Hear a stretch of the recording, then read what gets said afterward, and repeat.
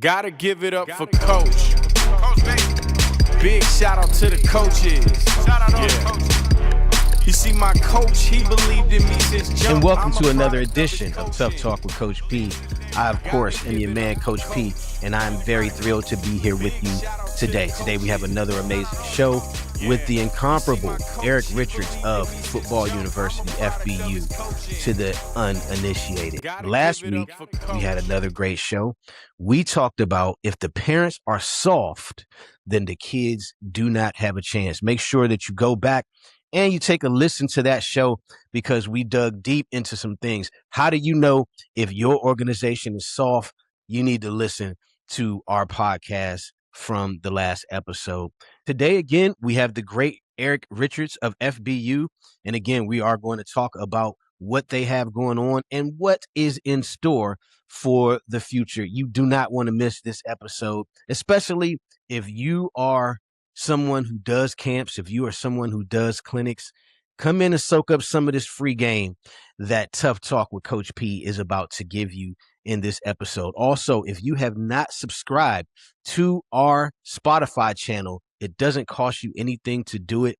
Show your boys some love. Check us out, Tough Talk with Coach P on Spotify. Also, follow us on all social media and subscribe to our YouTube channel at Coach P Tough Talk. So we're going to keep this thing moving right along after we give you a word from our sponsor, The Standard. You are listening to Tough Talk with Coach P. We'll be right back on the other end of this commercial break. The Standard is a youth mentorship program empowering young men ages 8 to 14 through athletics, personal growth, and structured guidance. Built on the values of discipline, teamwork, and integrity, The Standard connects sports with life lessons to help participants develop confidence, leadership, and strong character on and off the field. And welcome back to Tough Talk with Coach P. I, of course, am your man, Coach P. And as promised, I have a very, very special guest here with us today, Mr. Erik Richards. How are you? And thank you so much, so very much for being a part of Tough Talk with Coach P today. How's everything going and what's new with you? Yeah, Warren, good to see you, old faces. And, we used to run together and everything else. And I'm still grinding in this business, 17 years with FBU now. Seems like yesterday it was year one. So I don't know. That's a scary thing. 17 years went by that fast. Yeah. I remember back in the day, first becoming a part of FBU, bringing it here to San Diego, seeing what you guys were doing and the way the camps were structured and such. Talk to me about that. There is no experience like the FBU experience. So talk to me about that. What separates FBU from the rest of the pack? Yeah, I think, I don't know that the pack is out there. We've never been an entity that worried about what other training companies or camps were doing or anything. We never looked in the rearview mirror. We always looked ahead. We tried to innovate as we went. When the model was first set up, heck, it was a 2.5 day camp. Right. Athletes come in on Friday night, went Saturday and then half a day Sunday. And we kind of took over schools and everything like that. And what happened is in some of these bigger cities, with traffic in Atlanta and LA and Dallas and in Boston, that Friday night was becoming a logistics nightmare for parents to drive all the way over, be on the field for an hour and a half, have to drive back home, come back Saturday morning. So we weeded out the Friday night there, probably around about year 7 or 8, and went to a 2-day model. And then we stayed on that model for the better part of 3 or 4 years. And then the explosion of 7-on-7 was happening. And so we were finding out athletes could commit to 1 day, but not 2. And then so we kind of, scaled it to a 1-day model. And generally speaking, we're either in a neighboring city, like if we're in San Antonio, we pack up the truck on Saturday night, we drive it all night, set up Sunday in either Houston or Austin. If we're in Atlanta, we go to Birmingham or Charlotte. Or we stay in that city and host a 7-on-7 tournament on the second day now for middle school athletes 7-on-7, which kind of was a natural progression off of our national championship model. I mean, the teams were already built, the cities were already built. So it allows those teams, Warren, to come in and start working on their passing game in the spring. So when they put together their national championship team late in the fall, the passing game is already installed. Okay, now let's go back a little bit, because again, FBU is one of the best football experience that I've seen. And this is just as a coach, this is as a father of a prominent athlete. It's just one of the best experiences that I've seen. Let's go back to the beginning.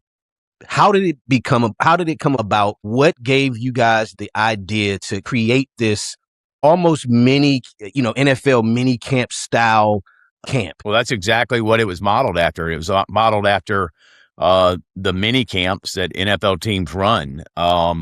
And so I think the key to that is going out and finding the right coaches, spending time finding coaches that can install what you want to install over that time period. And, the industry has changed. I mean, what we used to be able to get into 3 days, now we have to condense it to a day. People are really more concerned with combine testing and rankings. We're not necessarily in that field, but we do the combine testing. We partner with UC Report on the combine testing, which if you walk into any college Division I program in the country, and I would dare to say FCS Division II, generally speaking, they're using the UC Report to rank what kid they're after. If they got 2 cornerback spots open in the 2026 class, they're going into the UC Report to get the measurables at a verified camp and everything. They know it's not going to be a coach handheld timed or a manipulated time or a manipulated height or weight. Right. So and we've installed that at our camps, and to get accurate measurements on the athlete in the spring. You'll find that our sweet spot, our target audience, isn't necessarily the Division I kid with multiple offers. It's that kid that may have an FCS offer, a Division II offer, a Division III offer, that still wants to play college football after high school and, needs the platform and the exposure to play it. I think that we're down to, we do about 20 cities across the country. Most of those cities are where we have a national championship team presence, which is our middle school entity. And, it's, still rocking and rolling. Like I said, we end up taking the best of those camps. We take about the top 30%. We invite that 30% down to a year-end camp at Top Gun, where they're able to compete not only against players that came from their backyard, but they're also, all of a sudden, the Dallas athlete is having to compete against the Atlanta athlete, the Miami athlete, the Seattle athlete, LA athlete, because ultimately that's who they're fighting for those scholarship dollars, right? Right. Is that peer and that grad class. And, right. Not to get ahead of ourselves or anything, but that dollar has gotten a lot harder with the portal being as backed up as it is. Right. Right. And it's a cumulative effect. Started in COVID, where they granted everybody a 5th and a 6th year, and now you're seeing 7 years. And all that did was take away the college scholarship opportunities for high school players, because a college they're going to take a flyer on a kid that's been in school, that's put on height, put on weight, been in the system, as opposed to a 17-year-old kid coming out of high school. So it's that aspect of the portal is kind of frustrated myself and FBU, because it's limited the amount of dollars that are spent on high school graduating athletes. For the ones putting in work when no one's watching. From the early risers to the late night ballers. Introducing Youngstar Creatine Gummies. The clean science-backed creatine gummy made for today's athlete. Boost strength, train harder, and recover faster. Youngstar, fueling today's future athlete. Now, again, like you said, you've been in this business for a long time. and there has been changes to, and I'd like to stay on the NIL and the transfer portal a little bit. There's been a lot of changes to that, whereas before a coach could leave and then there was the complaint about kids not being able to leave. But now the transfer portal and NIL it's just like the wild, wild west. You being a guy that has dealt with all types of athletes with the now Navy All-American game, and we'll get into that. Talk about how you've seen that change and what are some of the good things. And you just mentioned some of the bad things about how it affects high school athletes coming right out. But talk about some more of that. And then also some of the good things that you've seen from the transfer portal, if anything, and NIL permeating through college football right now. Yeah, I mean, it is what it is. It's not going to go backwards or anything like that. Do I think the NCAA could have got out in front of a lot of things and, not created this Wild Wild West at the level it's at? I think they could have. I think I don't think this was thought through. I think in typical NCAA fashion, they kind of turned their head, put a blind eye on it and thought, well, this won't happen. Or if it happens, it'll happen 3 years, 5 years, 7 years down the road. And then when it happened, there were no regulations in place, right? There were no salary caps and no limits for how many times you could move a school and stuff. And so now the old phrase, cat out of the bag, it's out of the bag. And now everybody's gun shy to go, try to put it back in the bag, scared of lawsuits or, prior, there's been prior precedent set and stuff. And so I don't know that we're going to see it go back in the bag. I don't know that there's going to be more structure to it or anything else. I mean, I've often said the way to fix it, what should have been done is there should have been a salary cap by position, your quarterbacks, defensive ends, wide receivers, make this as a freshman, and that's it across the board and across the country. And then at their sophomore deal, it escalates 10% or whatever. And then that would have kept these players from, I'll use him as an example. I mean, Caleb Downs went to Alabama, had a freshman, was a freshman All-American on every All-American team in the country. His $1 million deal wasn't quite as good as it was or could be going into his sophomore year, being as what he did. Right. So he parlays that into, and a coach is leaving. He parlays that into, Ohio State, what can you do? And they double the money, right? And so I think if had the NCAA gotten out in front of it and said, look, it's every quarterback that's a freshman in the country is going to make $100,000, and I just use these numbers for example. Right. Every defensive end is going to make $125, and then when you become a sophomore, that amount goes to $150. And so it doesn't benefit you to take your great playing experience and use it as a chip to negotiate a better deal. What that would do is, I mean, golly, these coaches spend so much time and coaching staff spend so much time on recruiting and getting you there. They may only have you 6 months, right? You get there in August, or if you're a regular enrollee, you get there in late July, and in December, if you're a freshman All-American or all conference or got some burn and playing time, you're in the portal, getting a better contract. And then you got these schools like James Madison and Miami of Ohio and any of these FCS programs that have a good year, they just get raided, right? Because this school's going to try to replace the kids they lost to Ohio State or Notre Dame or USC. And so it's I don't think it's good for college football in the long run. I've seen the numbers, which I'm sure you've seen the numbers. I don't know how these programs can sustain losing money every year. And eventually you're going to lose money. Eventually, the Texas Tech billionaires and the Mark Cubans and the Phil Knights and everything, they can't keep pouring millions and millions of dollars into these programs annually without a return. And so the system's upside down. I think facilities are going to suffer in the long run. What used to be an arms race, you're not going to be able to spend that money on the arms anymore because you're tying it up in your roster and your payroll. So that's just a little bit. I'm just one little guy, and Naples, Florida, that runs the Navy All-American Bowl. That's my view of it. I think the days of it being college football are over. I think, everybody saw the statement Carson Beck made that he hadn't been to class in 2 years. Well, I mean, are we watching college football or what are we watching? I'm all for athletes getting paid, right? The thing that bothers me the most is when you pay a kid $5 million and then he jumps in the portal before the bowl game, right? Or he doesn't finish the season. And then there's no real recourse. That's the part for me that is just, as a coach, right? Putting my coach hat on, that's devastating. How can there were kids jumping in the portal and their team was in the playoffs.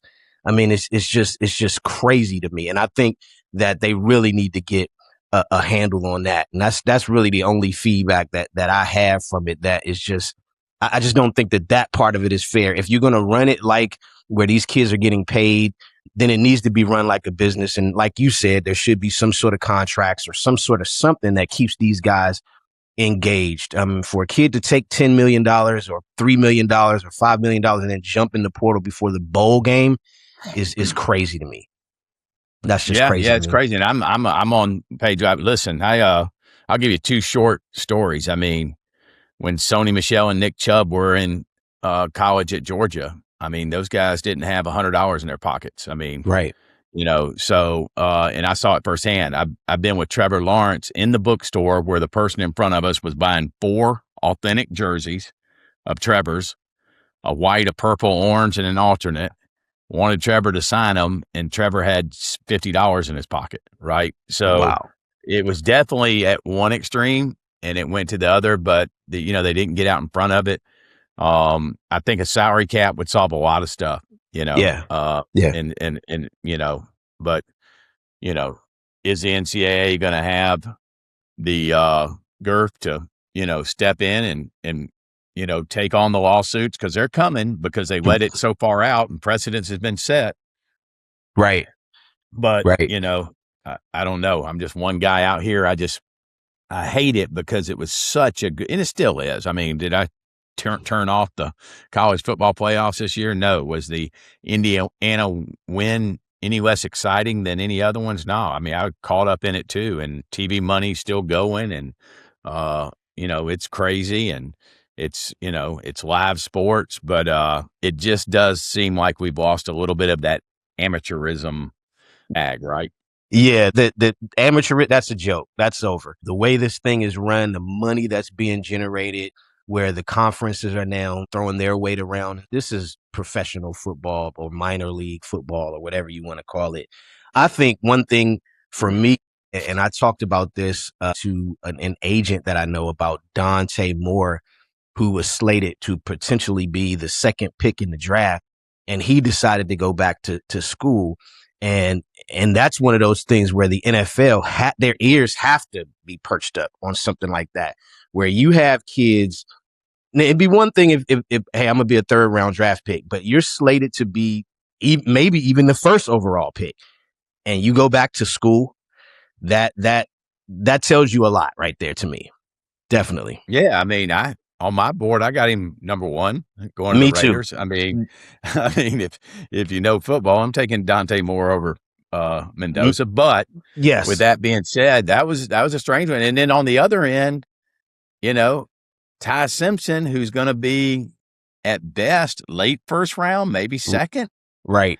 Bad workout, could fall to the 3rd. He could have gone anywhere he wanted and gotten $10 million, back in college. And so you had Moore, who turned down potentially a guaranteed $60 million, because that's what the first draft, number one overall pick makes, to go back and get 8 and 10 for a year, for a 1-year deal. And then you got Ty Simpson, who turned down the 10, that his first rookie deal may only be $2 to $3 million. Right. Depending on where he gets drafted. So it's crazy. And, you made the reference to minor league. It ain't minor league. I don't know many minor league baseball players making this kind of money. That's a fact. It's professional Group B. I mean, look, Ohio State's payroll at 40 was just under the NFL salary cap at what, 50 or 60 million? I mean, that's not far away, right? So, yeah, it's, it's something that's out. I hope they can solve it, and get it fixed. Because listen, I mean, some of these amounts aren't good for a 17, 18-year-old kid. Right? Agreed. And now that's trickled down to high school and everything. I just, me at 17 wouldn't know how to, wouldn't be equipped to handle millions and millions of dollars. Right. And people coming at you. And it's amazing how much more involved the parents have gotten in the recruiting process. I've seen it firsthand. What used to be where the coaches would, the first question on campus was, may have been, hey, what kind of type of degree can my son get if he comes to Stanford or Vanderbilt or Georgia or whatever else? The second question was, how many people are you putting in the league? Third question was, what kind of facilities you have? All those have been replaced with every meeting that goes on now, and this comes from multiple D1 head coaches. The first thing that's asked is, all right, coach, all that's great, but what are we talking NIL money? And long term, that's not a good deal because, if you go and you don't perform, then you're cut because now the colleges they don't have to keep you 4 years.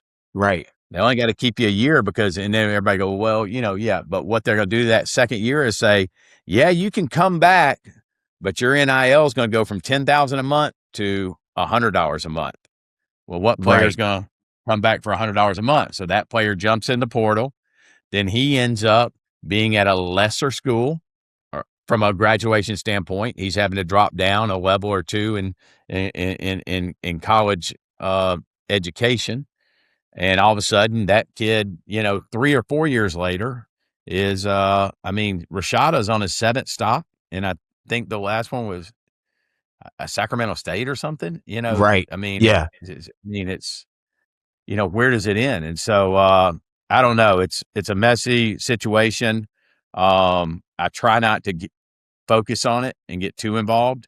It's one of the reasons, we made the shift from seniors in the All-American game to more of a junior approach. A lot of these guys that were in their senior year, they can't get that meter running until they step on campus. And so when they graduate mid-December, they're interested in getting the meter running. So, and getting that paycheck rolling. And, a high school All-American game down in San Antonio, Texas, although it's the best game in the country and all your expenses are paid.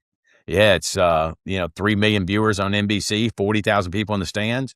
That combined with, hey, your college just dropped you a $10,000 check and you can hang out in your college town and you can, ride around in your Corvette or whatever. It's really no decision. So what we did is made the decision to go more juniors that are fighting for their NIL value and may not be committed to a school yet. And it's worked great. The first year we did it 2 years ago, we were at we took 30% juniors, 70% seniors.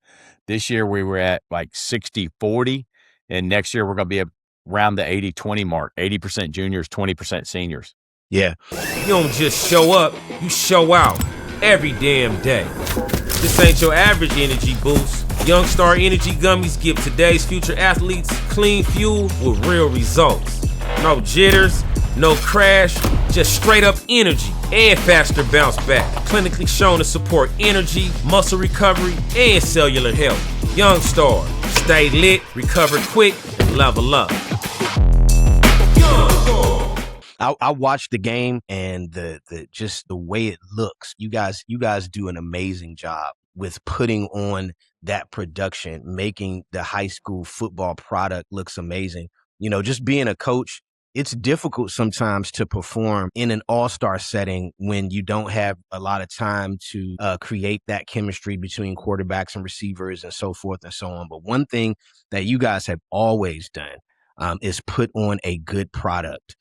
So I want to go back a little bit and talk about the business of FBU a bit, and talk about how you guys have been able to shift and change and maneuver through this terrain over the, your 17 years. It's amazing. I mean, it's very impressive.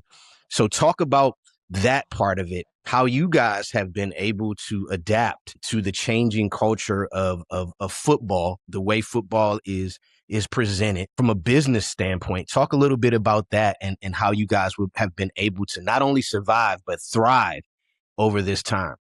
Yeah, Warren, I think we were blessed that we kind of targeted not the high level Division I player, right, that had the offers and everything like that. We were looking to help that kid that wanted to play football at the next level, whether it was a middle school player that wanted to play at high school or a high school player that wanted to continue on playing at a Division II, Division III, NAIA, whatever it might be. And that was our focus, which there's a lot of those out there, right? A lot more than they are 4 stars and 5 stars or even 3 stars. Right. The thing that helped us the most was the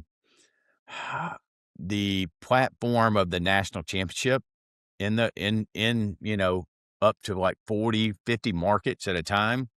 We built such a strong base in the 6th, 7th, and 8th grade national championship. We saw what AYF was doing with their end-of-year tournament. We saw what Pop Warner was doing, and we knew there was a sector out there of independent leagues that weren't AYF or Pop Warner that would love to showcase some of their better players that may not get tested during the season and practices. I mean, the chance of you having, 2 or 3 all-stars on one team and you going against them in practice every night is rare. Right. And so we kind of took this model and made it grade-based instead of age or weight, and kind of, went out and found the right organizations, whether it was Kentucky Middle School or Mass Elite or the Dallas Middle School Association or GFL or Georgia Middle School. And we went out and found these particular programs that weren't involved with AYF or Pop Warner. And some of those teams may take AYF or Pop Warner players after their season's over. But, we concentrated on that, and we just built a strong base, and we did it for a few years, and, it succeeded. Golly, it's in year 15 or 16 now, but I did it. And then all of a sudden these programs came to us and said, man, we'd love it if we could get our 5th graders involved, because it'd make our 6th grade selections so much easier. So can you do 10U? And we said, all right, we'll do 10U. And before we know it, we had 32 cities submitting 10U teams into the tournament. And then they came back to us a couple years ago and said, what would you do 8U? And so it's really grown and it's strong, and we're proud of that tournament. We're not a tournament that's going to be where you can come in and it's your pit bulls versus my pit bulls, right? It's not about you, the coaches. We're not worried about rankings out Right. there on the on social media and everything like that. Our number one goal is to provide first a safe platform for you to come play a game against like talent. And I think if you've seen the national championship, you're gonna get all the game you want. If you line up against Seattle or Utah or GFL or Georgia Middle School, Broward, Dade, you're gonna get all you want from a talent standpoint. But then we're also able to identify those players and kind of keep an eye on them as they raise up into the high school ranks and develop relationships with them, and use it to our advantage to get them to play in the Navy All-American Bowl or the Under Armour game. So I know with the Under Armour game and the Navy All-American game, it used to be the Army All-American game. Talk to me about that transition, having the armed forces. I had the great privilege of coaching in the 2017 Army All-American game. I was there in San Antonio. It was again one of the most the experience of it all. You guys do an amazing job out of that, and it really made me kind of a disciple of the brand. talk about that transition from going from Army to Navy and, Yeah, yeah. the We politics were with lucky that. that the Army was around for 18 years, right? I mean, most Yeah. people, if you could tell me that a sponsor was going to come in, a partner was going to come in for 18 years and be in bed with you and make sure you could run the game to the level that game's ran, I'll take it all day long. One general went in and another one went out that liked football. One went in that liked drag racing. And so the dollars were shifted a little bit. Luckily, we were an NBC-owned property, and as you know, they got pretty deep pockets. They run Sunday Night Football, the Olympics, and Kentucky Derby, and other things. And so they were able to carry the game for a 3 or 4 year span while they looked for the right partner. And the military made the most sense. Air Force kicked around for a little bit, and then finally 3 years ago, the Navy came to the table and said they want to be in. Interestingly enough, the Army tried to block the deal there for a little bit because they thought they might want to come back, but we got it all worked out. The Navy's the partner now, and having a strong financial partner like that just allows you to take the event to another level, Warren. It's first class. No Absolutely. expenses are spared. Like I said, not many high school all-star games can go into a 40,000 seat arena and fill it for a game, or platform it on one of the 4 or 5 major networks. Right, when you're talking NBC, CBS, ABC, Fox, you don't see many high school All-American games up on those stations, and Right. we're able to, because of the dollars and because of it being an NBC owned property, we're able to leverage that. And so I hope the Navy stays around. Being a former Marine, obviously loved what they did on far as getting me to places I needed to get to. But it's been a great partnership. It's a little more laid back than what the Army was. It's the new Navy, they call it. And, Right. it's kids like it. Kids like that they can be an individual and have a little bit of personality while serving in our military now. Yeah, I know that the game this year, very exciting. I watched every minute of the game, just looking at the way it looks. Me, I'm a marketing guy. Just looking at the way it was presented, the uniforms, the way it was filmed. You guys do an amazing job, and I know you don't hear that enough, probably because people think that what you do and it is a seamless thing, and I don't really think they really understand how you care about these kids and how you care about this product and some of the sacrifices, that you've made to get this product to where it is. I've always admired that, your grind, seeing you there. You're like one of the coolest dudes I've ever seen, man. Being on the stage, man, it just really being able to connect with the kids, man, is just, I've always admired that about you. So I just wanted to say that it shows that you really care about these kids and the product, and you want to see them shine. I remember back in the day when Sony Michel was coming up and he was a big deal, and seeing him, the opportunity that you guys had created for him, where he was just, I want to say he was like in 8th grade and kids were crowding around him trying to get his autograph and stuff like that. It was amazing. And I don't really think people really understand how camps like FBU and what you guys did get them ready, for the next level, really gets them prepared for kind of the hoopla, of going into that, getting them ready for the media and that type of stuff. I don't think really people really understand that, so I wanted to kind of give you your flowers a bit as it relates to that. So shifting gears a bit, Naples, you guys have the compound down there, for lack of a better term. That's one of the nicest sports facilities that I think I've ever seen.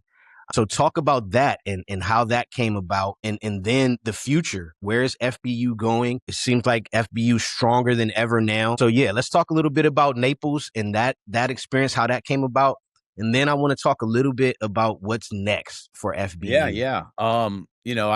The complex, it's a long story, but basically what Collier County was trying to do is they found out through studies that a lot of these tournaments were taking place at Disney, and they found out through studies and through surveys that the parent wasn't necessarily concerned about being at Disney and going to the theme park and dropping $500 on a hotel and $100 on a mission ticket and $100 on meals and stuff. They were there to support their kid and hopefully, make their kid get better. And so Collier County came about and said, listen, we have this taxpayer hotel revenue money.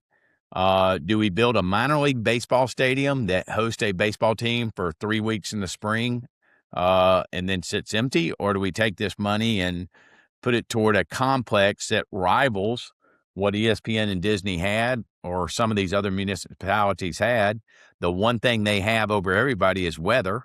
We're far enough south where in November, December, January, we're going to be at a minimum of 50 degrees. So they voted down the baseball, decided to build the complex, and they've done it in stages. The first thing was 4 fields and a stadium field, and then they did 5 more fields. The next stage is they're doing some baseball and softball fields. There plans to do a volleyball, basketball, huge arena that kind of serves as a hurricane shelter in case of need.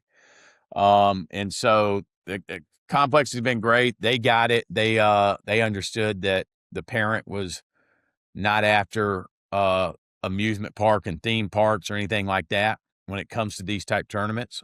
So it's been kind of a blessing in disguise. And for what's next with FBU, we're gonna continue plowing ahead. We have the resources now. We were purchased back in 2020 by a company called 3Step, which Lorenzo Fertitta owns, that owned the UFC. So you can imagine the wealth and knowledge he has. Right.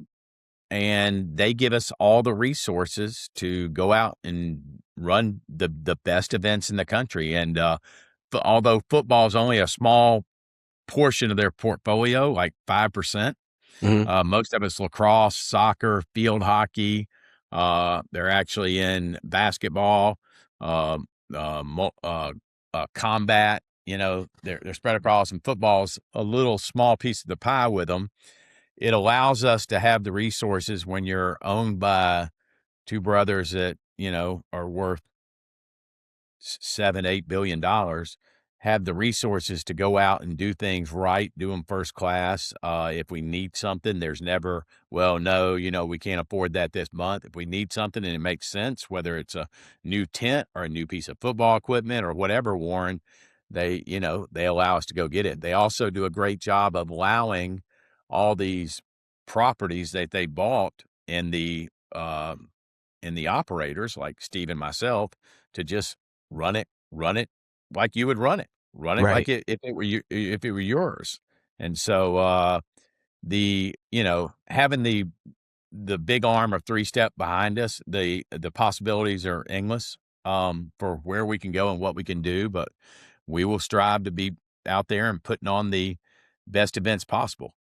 Definitely. Like I said before, and I've told you this offline, I'm a resource for you guys here on the West Coast. Anything that I could do to promote, what you guys are doing is a phone call away. I love, again, what you guys are doing. And I haven't spoken with Steve in a little bit, but, Steve, that's my guy as well. For what it's worth, man, I'm extremely proud of you guys to see what you guys have built. And for me being in this business and having some failures and all that other good stuff, to see what you guys have built and continue to build, and the obstacles and the changing climate of business and the changing climate of high school football and youth football, and that thing, for you guys to still be here and still be on top of the game is absolutely amazing.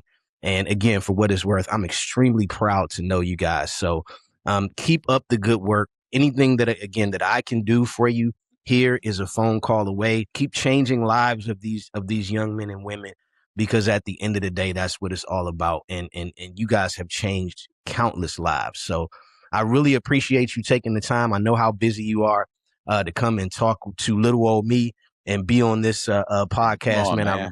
I really appreciate it. You know, come on, man. You know, Eric. No, you know what I'm saying? I appreciate Warren. I appreciate you having us on and on TUFF Talk. Great podcast, and your passion shows through. And I think the key thing you have to be in this space is adaptive, right? You got to be willing to adapt and change and move with the times. And I think you do that in your deal, and we try to do that in ours. So I appreciate you having us.